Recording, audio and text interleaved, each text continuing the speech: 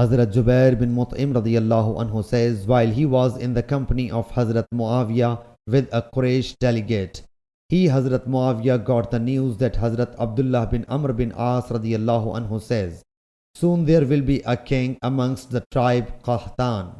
Hazrat Muawiyah got exasperated at it, got up, praised and glorified Allah Jalla Jalaluhu as He Jalla Jalaluhu deserves, then said, verily I have got this news that some people tell such things as are not mentioned in Allah's book, nor are reported by Allah's Apostle sallallahu alaihi wasallam. Such people are ignorant amongst you. So avoid the fabrication which will lead you astray.